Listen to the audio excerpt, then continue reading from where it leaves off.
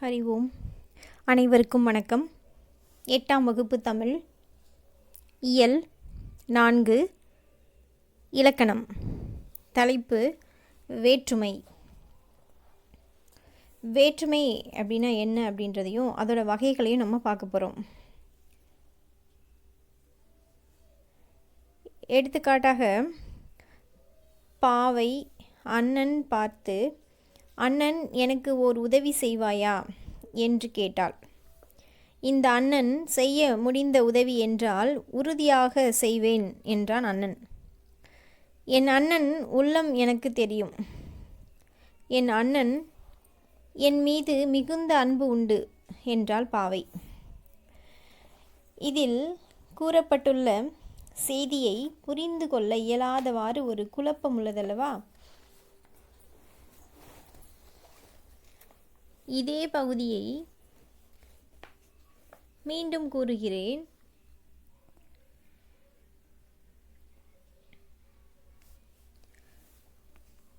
பாவை அண்ணனை பார்த்து, அண்ணா, எனக்கு ஓர் உதவி செய்வாயா என்று கேட்டாள். இந்த அண்ணனால் செய்ய முடிந்த உதவி என்றால் உறுதியாக செய்வேன் என்றான் அண்ணன்.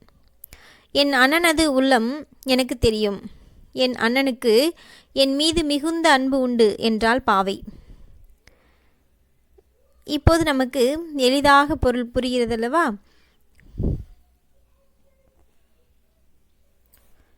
இரண்டாம் பகுதியில் அண்ணன் என்னும் பெயர்ச்சொல் அண்ணனை, அண்ணா, அண்ணனால், அண்ணனுக்கு என்றெல்லாம் மாற்றப்பட்டிருப்பதால் பொருள் தெளிவாக விளங்குகிறது. அண்ணன் என்னும் பெயர்ச்சொல்லுடன் ஐ, ஆல், கு, இன், அது போன்ற அசைகள் இணைந்து அச்சொல்லின் பொருளை பல்வேறு வகையாக வேறுபடுத்துகின்றன. இவ்வாறு பெயர்ச்சொல்லின் பொருளை வேறுபடுத்தும் முறையை வேற்றுமை என்பர். பெயர்ச்சொல்லின் பொருளை வேறுபடுத்தும் முறையை வேற்றுமை என்பர். இதற்காக பெயர்ச்சொல்லுடன் இணைக்கப்படும் அசைகளை வேற்றுமை உருபுகள் என்று கூறுவர். வேற்றுமை உருபுகள். அப்போ வேற்றுமை அப்படின்னா பெயர்ச்சொல்லின் பொருளை வேறுபடுத்தி காட்டுவது தான் வேற்றுமை.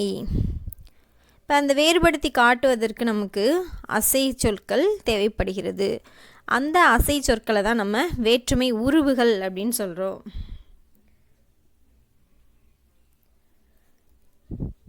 சில இடங்களில் உருபுகளுக்கு பதிலாக முழு சொற்களே வேற்றுமை உருபாக வருவதும் உண்டு. நம்ம தெரிந்து கொள்வதற்காக அவற்றை சொல்லுருபுகள் என்பர். எடுத்துக்காட்டாக, ஓவியர் தூரிகையால் ஓவியம் தீட்டினார். இதில் ஆல் என்பது வேற்றுமை உருபாக வந்துள்ளது. ஆல் அப்படின்றது வேற்றுமை உருபு. ஓவியர் தூரிகை கொண்டு ஓவியம் தீட்டினார். இதில் ஆள் வரல, கொண்டு அப்படின்றது வந்திருக்கு. இதில் கொண்டு என்பது சொல்லுருபாக வந்துள்ளது. இப்போ ஒரு சொல், ஒரு முழு சொல்லே இங்கே வேற்றுமை உருபாக வந்திருக்கு. இதை தான் சொல் உருபு அப்படின்னு சொல்கிறது.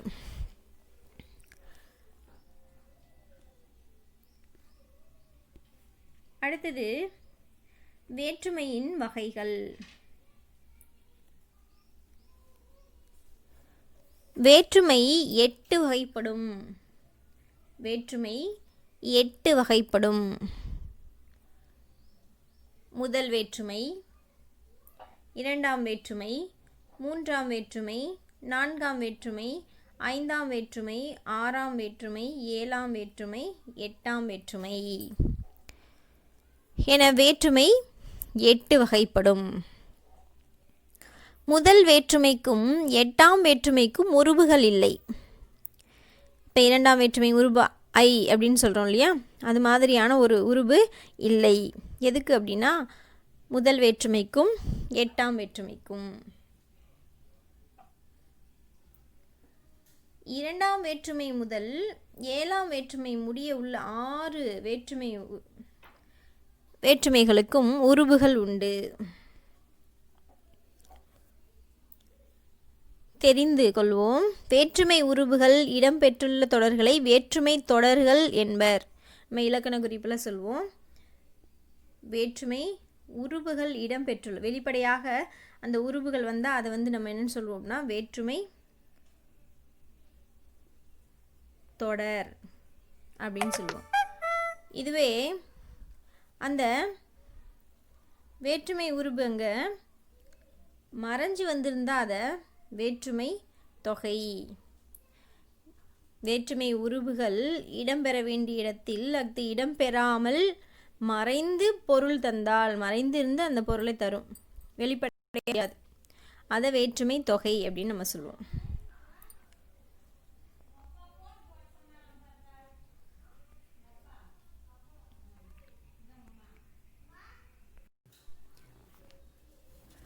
முதல் வேற்றுமை. பெரும்பாலான சொற்றொடர்களில் எழுவாய், செயப்படு பொருள், பயனிலை ஆகிய 3 உருபுகள் இடம்பெற்றிருக்கும். எழுவாயுடன் வேற்றுமை உருபுகள் ஏதும் இணையாமல் எழுவாய் தனித்து நின்று இயல்பான பொருளை தருவது முதல் வேற்றுமை ஆகும். நம்ம ஒரு சொற்றொடர் அப்படின்னு எடுத்துட்டோம்னா அதில் எழுவாய், செயப்படு பொருள், பயனிலை,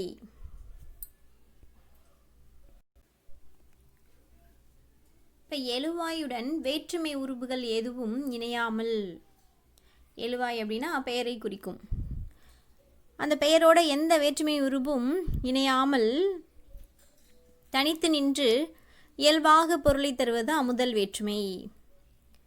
இந்த முதல் வேற்றுமையை எழுவாய் வேற்றுமை அப்படின்னு சொல்லுவோம். எழுவாய் வேற்றுமை, முதல் வேற்றுமையோட மற்றொரு பெயர் எழுவாய் வேற்றுமை. எடுத்துக்காட்டு பாவை வந்தால், இதில் எந்த வேற்றுமை உருவும் எழுவாய் கூட இணையல. அடுத்தது இரண்டாம் வேற்றுமை. இரண்டாம் வேற்றுமை உருபு ஐ என்பதாகும். இரண்டாம் வேற்றுமை உருபு ஐ. கபிலரை புகழ்ந்தார், கபிலரை பரணர் புகழ்ந்தார். இப்போ இங்க ஐ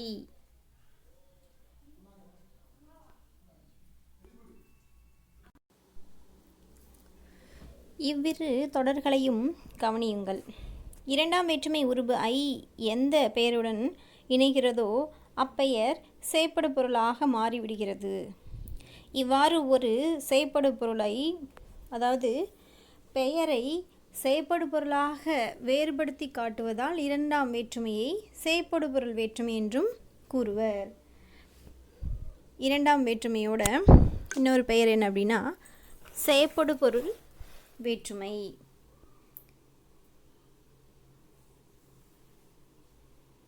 இரண்டாம் வேற்றுமை ஆக்கல், அழித்தல், அடைதல், நீத்தல், ஒத்தல், உடைமை ஆகிய 6 வகை ஆன பொருட்களில் வரும். ஐ அப்படின்ற இரண்டாம் வேற்றுமை உருபு அங்கே வரும், பெயரோடு சேர்ந்து வரும். இப்போ பெயரோடு சேர்ந்து வரும்போது அது செயப்படு பொருளாக மாறுகிறது. அதனால் இதை செயப்படு பொருள் வேற்றுமை அப்படின்னு சொல்லுவோம். ஆக்கல், கரிகாலன் கல்லணையை கட்டினான். இங்கே கல்லணை, கல்லணையோட ஐ அங்கே சேர்ந்து வந்திருக்கு. அழித்தல்ல பெரியார் மூட நம்பிக்கைகளை ஒழித்தார், அதாவது அழித்தார், நீக்கினார். இங்கேயும் ஐ வந்திருக்கு. அடைதல், கோவலன் மதுரையை அடைந்தான். நீத்தல், காமராசர் பதவியை துறந்தார், அதுலேருந்து விலகிட்டார்னு அர்த்தம். பதவியை, இதுலேயும் ஐ வந்திருக்கு. ஒத்தல், தமிழ் நமக்கு உயிரை போன்றது, அதாவது ஒற்றுமையை சொல்கிறோம். உடைமை, வள்ளுவர் பெரும் புகழை உடையவர், ஐ வந்திருக்கு. அப்போது இரண்டாம் வேற்றுமை ஆக்கல், அழித்தல், அடைதல், நீத்தல், ஒத்தல், உடைமை ஆகிய 6 வகையான பொருட்களில் வரும்.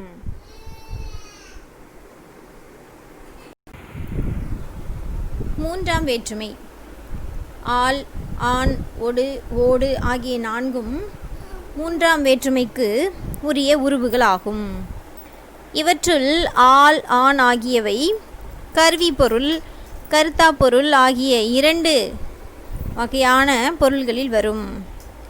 கருவி பொருள் அப்படின்னா முதற்கருவி, துணைக்கருவி என 2 வகைப்படும். மூன்றாம் வேற்றுமை உருபுகள் அப்படின்னா ஆல், ஆன், ஒடு, ஓடு இதெல்லாம் மூன்றாம் வேற்றுமை உருபு. இது கருவி பொருள், கருத்தா பொருள் ஆகிய 2லையும் வரும்.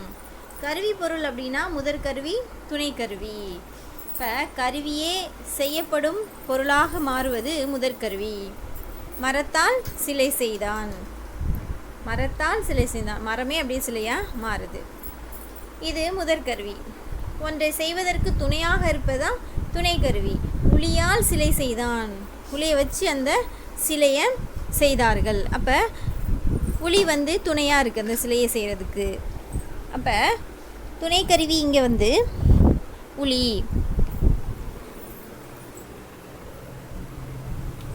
கர்த்தா பொருள் ஏவுதல் கர்த்தா, இயற்றுதல் கர்த்தா அப்படின்னு சொல்லிட்டு 2 வகைப்படும். பிறரை செய்ய வைப்பது ஏவுதல் கர்த்தா. ஏவுதல் அப்படின்னா கட்டளையிடுவது, நீ செய் அப்படின்னு சொல்லி.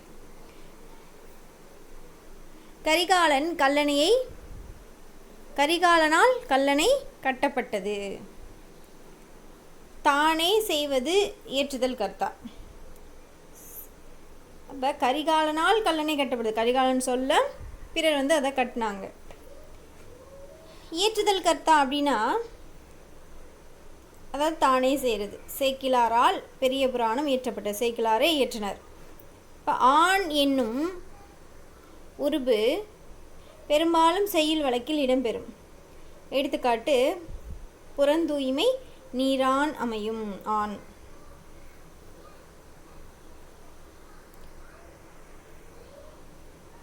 ஒடு, ஓடு ஆகிய 3 வேற்றுமை உருபுகள், 3ஆம் வேற்றுமை உருபுகள் உடனிகழ்ச்சி பொருளில் வரும்.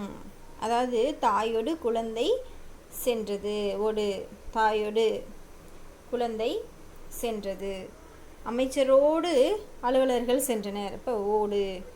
இதை உடனிகழ்ச்சி பொருள் அப்படின்னு சொல்கிறாங்க, அவங்களோட சேர்ந்து போகிறது. அடுத்தது 4ஆம் வேற்றுமை உருபு. 4ஆம் வேற்றுமைக்கு உரிய உருபு கு என்பதாகும்.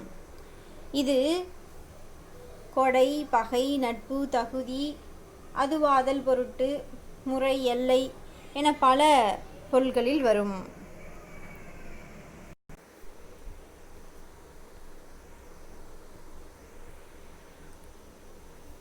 கொடை அப்படின்னா முல்லைக்கு தேர் கொடுத்தான், பாரிவள்ளல் முல்லைக்கு தேர் கொடுத்தான், அது கொடை, முல்லைக்கு.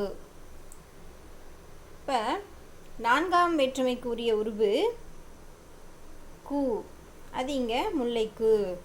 பகை, புகை மனிதனுக்கு பகை, நட்பு கபிலருக்கு நண்பர் பரணர், தகுதி அப்படின்னு சொல்லும்போது கவிதைக்கு அழகு கற்பனை, அதுவாதல் தயிருக்கு பால் வாங்கினான், பொருட்டு அப்படின்னு சொல்லும்போது தமிழ் வளர்ச்சிக்கு பாடுபட்டார், முறை செங்குட்டுவனுக்கு தம்பி இளங்கோ அப்படின்னு அந்த முறையை சொல்கிறோம்.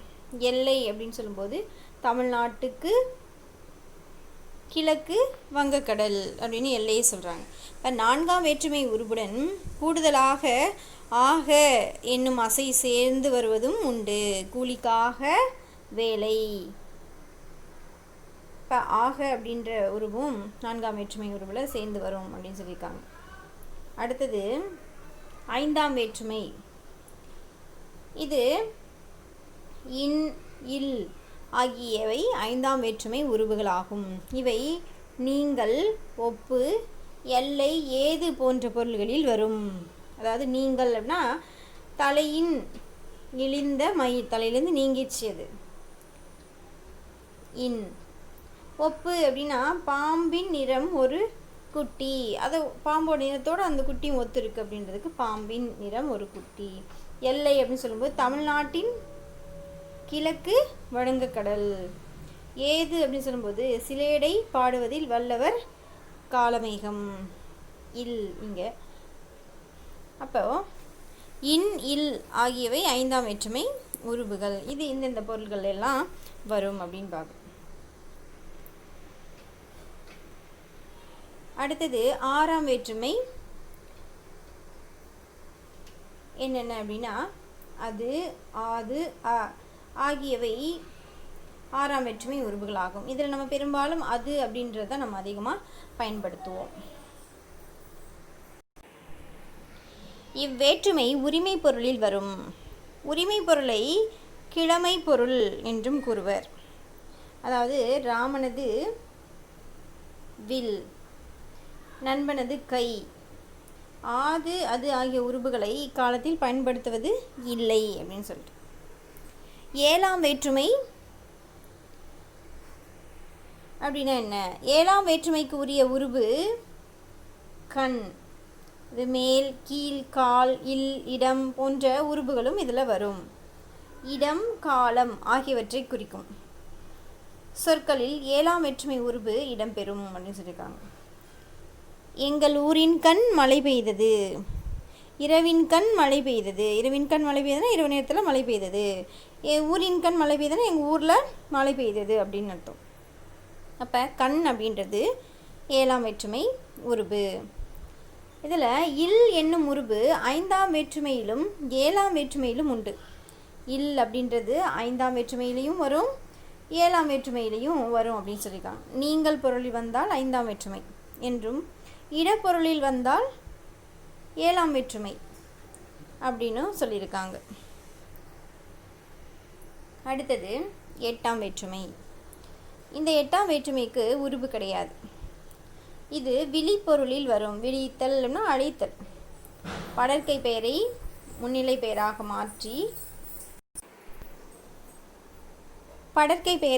பெயராக மாற்றி அழைப்பதே விழி வேற்றுமை என்கிறோம். இவ்வேற்றுமைக்கு என்று தனியே உருபு கிடையாது. பெயர்கள் திரிந்து வழங்குவது உண்டு. அண்ணன் என்பதை அண்ணா என்றும், புலவர் என்பதை புலவரே என்றும் மாற்றி வழங்குவது எட்டாம் வேற்றுமை ஆகும். இப்போ பெயரை விழியாக மாற்றுறாங்க. இப்போ கண்ணன் அப்படின்றத கண்ணா நம்ம அழைத்தல் மாதிரி இருக்கும். வேற்றுமை உருபுகளும் அவற்றின் பொருள்களும் இந்த அட்டவணையை நம்ம மனப்பாடம் செய்து வச்சுக்கணும். வேற்றுமை உருபு, சொல்லுருபு, பொருள். முதல் வேற்றுமை அது எழுவாய் வேற்றுமை, அதுக்கு உருபு கிடையாது. சொல்லுருபு அப்படின்னா ஆனவன், ஆவான், ஆகின்றவன். பொருள் பயனிலை ஏற்றல். இரண்டாம் வேற்றுமை அப்படின்னா அதோட உருபு ஐ. இதுக்கு சொல்லுருபு கிடையாது. இது செயற்படு பொருள். மூன்றாம் வேற்றுமை உருபு ஆள், ஆண், ஒடு, ஓடு. இதில் சொல்லுருபுகள் இருக்குது.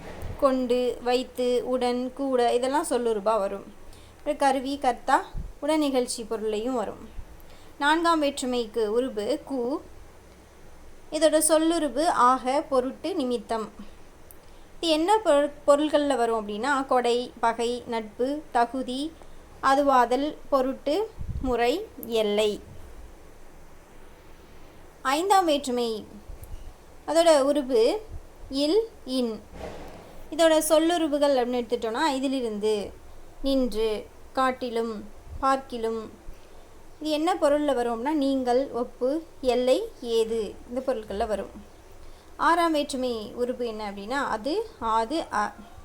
இதில் அது அப்படின்றதான் இந்த காலத்தில் நம்ம பயன்படுத்துகிறோம். இதோட சொல்லுறவு உடைய. இது என்ன பொருளில் வரும்னா கிழமை பொருளில் வரும். ஏழாம் வேற்றுமை அப்படின்னா அதோட உருபு கண். இதுக்கு சொல்லுருபு கிடையாது. இது இடம், காலம் காட்டும். எட்டாம் வேற்றுமைக்கு உருபு கிடையாது. இது விழி வேற்றுமை. இது சொல்லுருபும் கிடையாது. இது என்ன பொருளில் வரும்னா விழி பொருளில் வரும், அதாவது அழைத்தல் பொருளில் வரும்.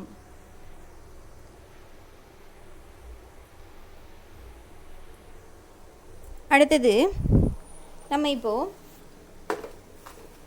சரியான விடையை தேர்ந்தெடுத்து எழுதுக அது பார்க்க போகிறோம். வேற்றுமை என்றால் என்ன, வேற்றுமையோட வகைகள் பார்த்தோம், அதோட உருபுகள், சொல்லுருபுகள், பொருள்லாம் பார்த்தோம். பெயர் சொல்லின் பொருளை வேறுபடுத்துவது டேஸ் ஆகும். பெயர்ச்சொல்லின் பொருளை வேறுபடுத்துவதுதான் வேற்றுமை.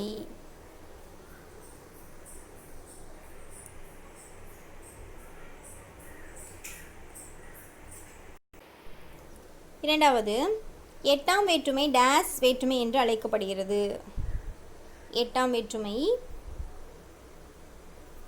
இப்போ தான் சொன்னோம், விழி வேற்றுமை. மூன்றாவது, உடனிகழ்ச்சி பொருளில் டேஸ் வேற்றுமை வரும். உடனிகழ்ச்சி பொருளில் எந்த வேற்றுமை வரும் அப்படின்னா மூன்றாம் வேற்றுமை. அறத்தான் வருவதே இன்பம் இத்தொடரில் டேஸ் வேற்றுமை பயின்று வந்துள்ளது. அறத்தான் ஆண் மூன்றாம் வேற்றுமை உருவு.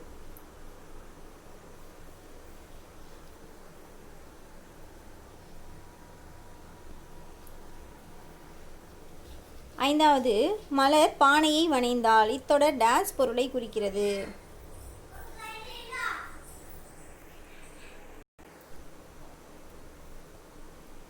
ஆக்கல் பொருளை குறிக்கிறது. அடுத்தது,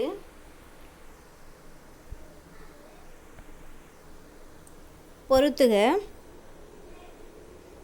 மூன்றாம் வேற்றுமை மண்ணால் குதிரை செய்தான்.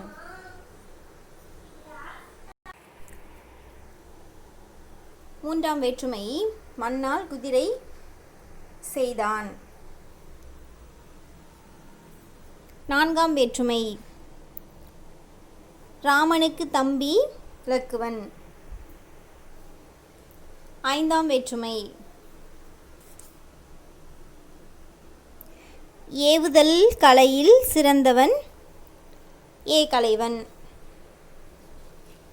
ஆறாம் வேற்றுமை பாரினது தேர்.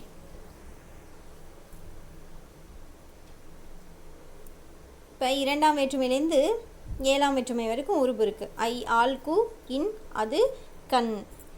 இதை நம்ம ஞாபகத்தில் வச்சுக்கணும். அடுத்தது, எழுவாய் வேற்றுமையை விளக்குக. சிறுவினா கொடுத்துருக்காங்க. இது நமக்கு பாடப்புத்தகத்தில் இருக்குது.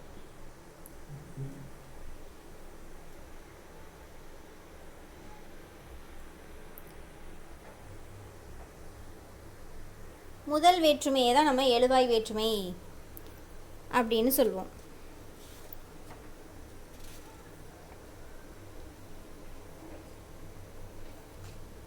அப்போ எழுவாயுடன் வேற்றுமை உருவுகள் ஏதும் இணையாமல் எழுவாய் தனித்து நின்று இயல்பான பொருளை தருவது முதல் வேற்றுமை ஆகும். முதல் வேற்றுமையை எழுவாய் வேற்றுமை என்றும் குறிப்பிடுவர். எடுத்துக்காட்டு, பாவை வந்தாள். இதான் முதல் வினாவுக்கான விடை.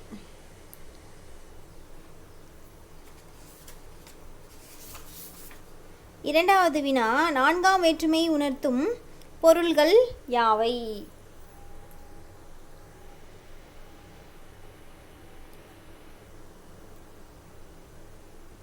நான்காம் வேற்றுமைக்குரிய உருபு கு என்பதாகும். இது கொடை, பகை, நட்பு, தகுதி, அதுவாதல், பொருட்டு, முறை, எல்லை என பல பொருள்களில் வரும். அந்த பொருள் எல்லாம் கொடுத்துருக்காங்க. எடுத்துக்காட்டு. இதான் இரண்டாவது வினாவுக்கான விடை. அடுத்தது, உடனிகழ்ச்சி பொருள் என்றால் என்ன அப்படின்னு மூணாவது பொருள் இது இருக்கு. அது மேலேயே ஒடு, ஓடு ஆகிய மூன்றாம் வேற்றுமை உருவுகள் உடனிகழ்ச்சி பொருளில் வரும். எடுத்துக்காட்டு, தாயோடு குழந்தை சென்றது, அமைச்சரோடு அலுவலர்கள் சென்றன. இது மூன்றாவது வினாவுக்கான விடை. மதிப்பீட்டு பகுதியில் இடம்பெற்றுள்ள அந்த சரியான விடையை தேர்ந்தெடுத்து எழுதுக, பொறுத்துக, சிறுவினா. இதெல்லாமே நம்ம வீட்டில் படித்து தேர்வு எழுதி பார்க்கணும். இதுதான் வீட்டு பாடம். நன்றி.